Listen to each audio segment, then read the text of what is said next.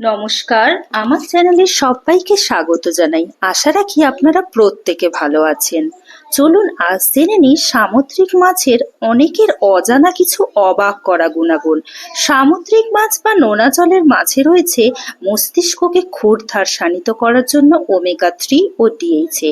চোখ ও হাড় ভালো রাখার জন্য রয়েছে ভিটামিন এ ও ডি। এই মাছে রয়েছে জিঙ্ক ও আয়োডিন, যা গলগণ্ড রোগ প্রতিরোধ করার এক ন্যাচারাল সোর্স। এছাড়াও ব্লাড প্রেশার নিয়ন্ত্রণ, নার্ভের সমস্যা, জয়েন্ট পেন নিরাময়ের ক্ষেত্রেও সামুদ্রিক মাছকে কিন্তু ডায়েটে রাখতেই হবে, কারণ এই মাছ ভিটামিন ও মিনারেলে পরিপূর্ণ হওয়ার সাথে সাথে লো ক্যালোরিক ও সহজপাচ্য। সামুদ্রিক মাছেদের মধ্যে আজ আমি বেছে নিয়েছি ভোলা মাছকে। ভোলা মাছের আজ এমন এক রেসিপি বানাতে চলেছি, আশা রাখি যারা ভোলা মাছ পছন্দ করেন না তাদেরও এই রেসিপিটা পছন্দ হবে। প্রথমে ভোলা মাছকে ছুরির সাহায্যে কাট লাগিয়ে নুন ও লেবু মাখিয়ে এক্সট্রা জলটাকে শুকিয়ে নেব।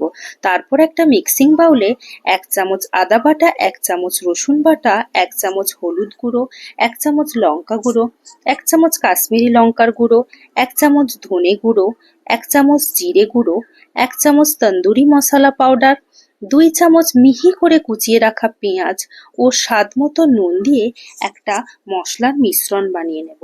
তবে এই মিশ্রণে জল দেবেন না, জল দিলে মশলাটা ভালোভাবে মাছের গায়ে লাগবে না। তারপরে এই মশলার মিশ্রণটি মাছের সঙ্গে ভালোভাবে মাখিয়ে নেব এবং মাছের মধ্যে যে কাঠগুলো লাগিয়েছিলাম তার মধ্যেও কিছুটা চেপে চেপে মশলা ভরে দেওয়ার চেষ্টা করব। এইভাবে ম্যারিনেট করার পরে মাছটিকে 15 থেকে 30 মিনিটের জন্য রেস্ট দেব। এদিকে আমি একটা ব্যাটার বানিয়ে নেব।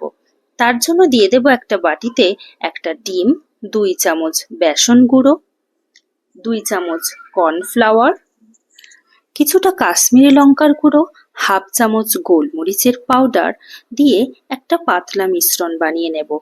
তারপর কড়াইতে আমি তেল গরম করতে দিয়ে দেব।